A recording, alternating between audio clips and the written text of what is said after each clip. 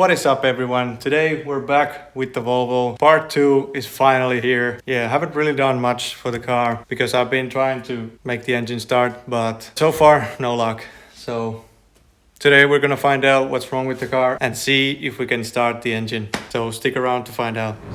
So here's what we have done so far. On part 1 we mounted the engine, so that was pretty much the whole part 1. I've been able to get this engine to crank.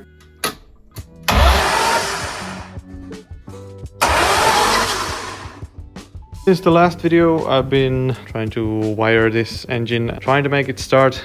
So far I have been able to crank it, but not start it. I don't know what's the problem, but we're not getting any spark here.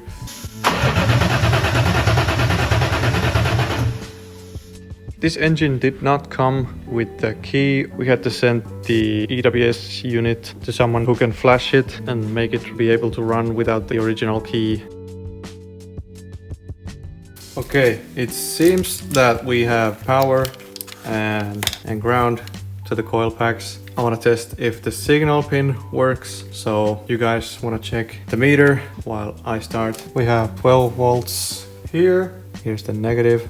There should be signal, so I'll just leave that in there and you guys check if there's any change on that meter.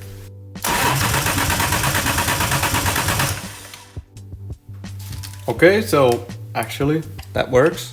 Alright guys, I added one more ground to the system and I have really high hopes that this will work now.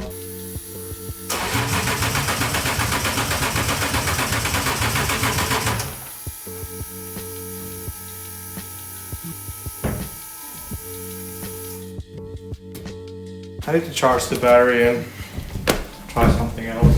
Okay, I'm really scratching my head. This just doesn't want to start. We have power to the relays. We have power to these coils, or at least the wiring. We have ground on the coils. Still, I don't know if there's spark. We have power to the EWS and we have the grounding here. And I also made a grounding from engine to the body. Crank and cam position sensors are connected, but still nothing. It's not starting. I don't know what I am missing here. This should be a really simple and easy thing to do, or maybe the ECU is not flashed or it's broken.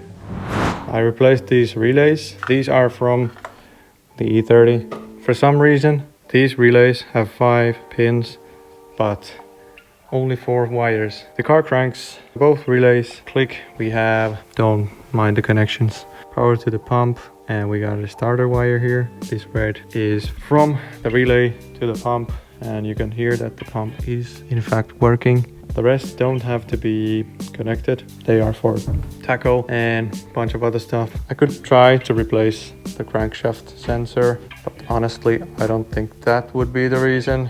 Alright, so I pulled the injectors and now I got the fuel pump installed and I want to see if the injectors are operating. I'll just quickly crank the car and see if the injectors are working. I do get 12 volts for the injectors, so now I just want to see if they actually work.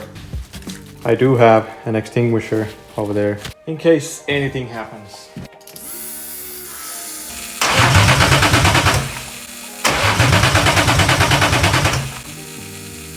Okay, something is not opening the injectors.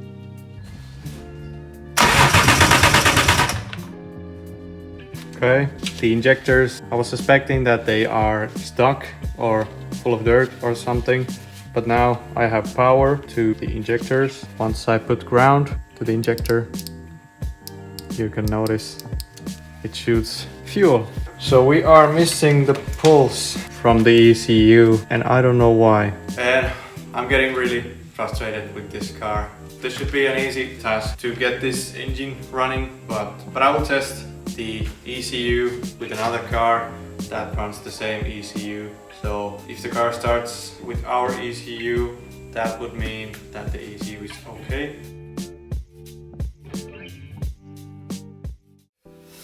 Okay, after a really long time, we're back with the Volvo.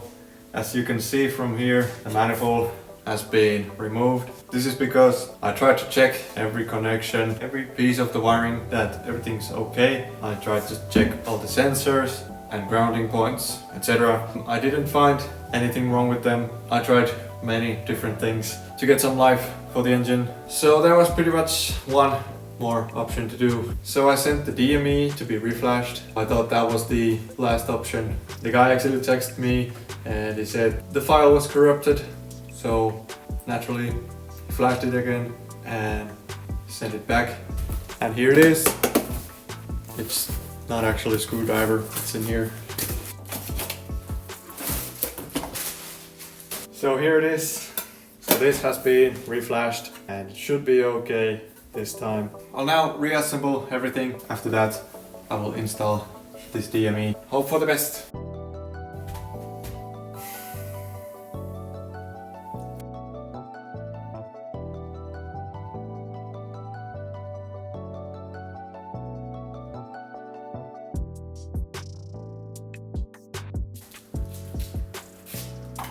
Alright, we got the battery and the extinguisher in there in case we have some sparks flying. And as you can see, fuel system is not exactly sealed in any way.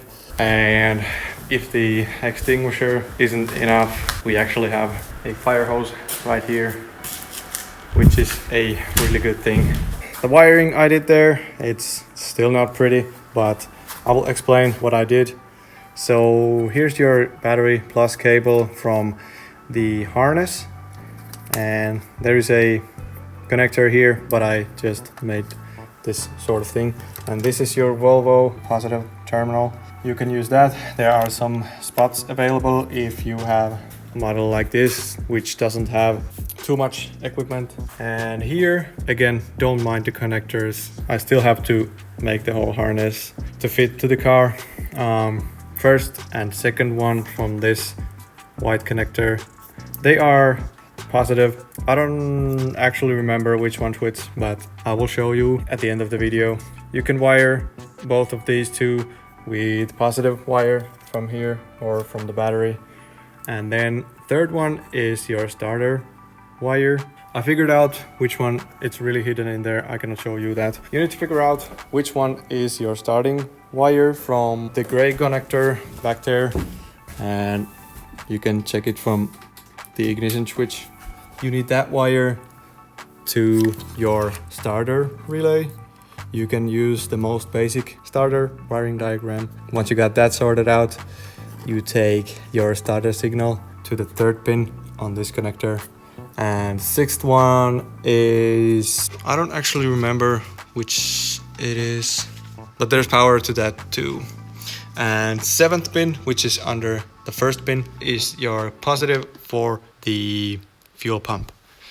So that would be all you need to get the engine started. And bear in mind, this engine and harness is from E39, so this won't work with E36, E46. They have different wirings. DME is going in.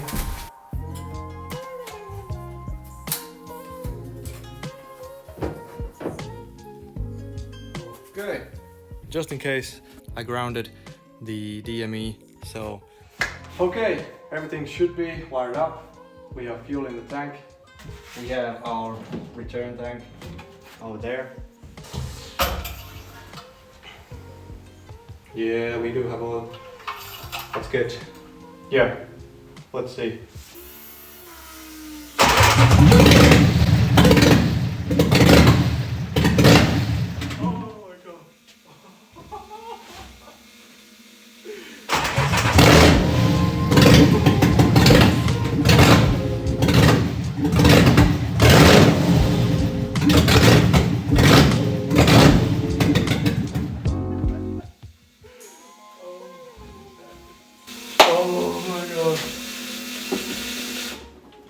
Shut it. That is so loud. Oh my god. Smells like a lawnmower. Okay, let's try that again. That was so funny.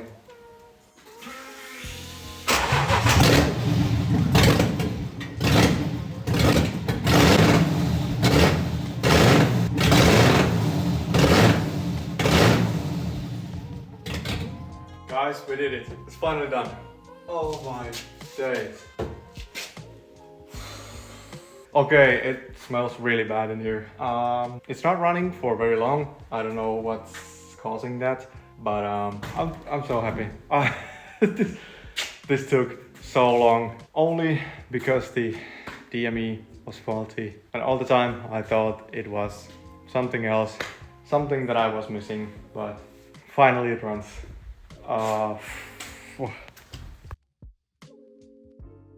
First of all, you have your relays here.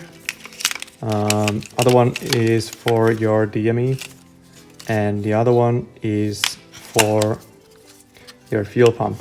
And this connector is called, I believe, X6021, and this one has 12 pins. Everything is not possibly in use, but all you need is 1, 2, 3, 6, and 7. That's all you need to get this engine started. That's all you need. Other pins are for your coolant temp, charging light, all that stuff. That I won't show you in this video because I'm not sure if I'm gonna ever even use those. Probably will, probably not. I don't know. Remember, you need to flash your DME. If you don't flash it, you will need the key and the ring from the key and the EWS from the car that you bought it from. But you can always flash it. I don't know how to do that, but many people do. So you need to flash the DME to make it start. And this connector is probably the diagnostics stuff. This, no idea, don't use it.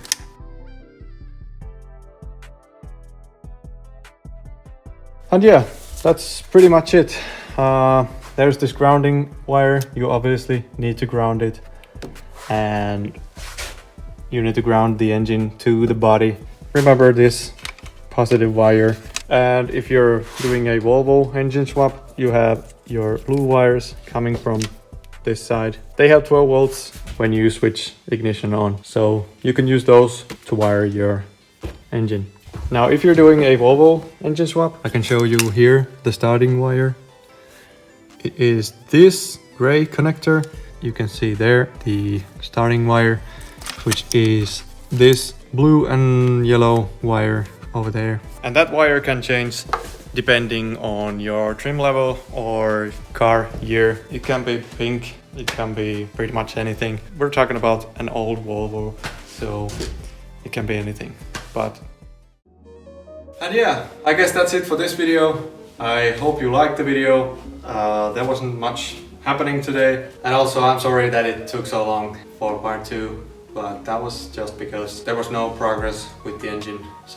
But the goal was to get this engine started so we can carry on with the project. It was hard to get to this point, but finally the car starts. So yeah, this is a popular swap on 240s, so I really hope this is helpful for some of you.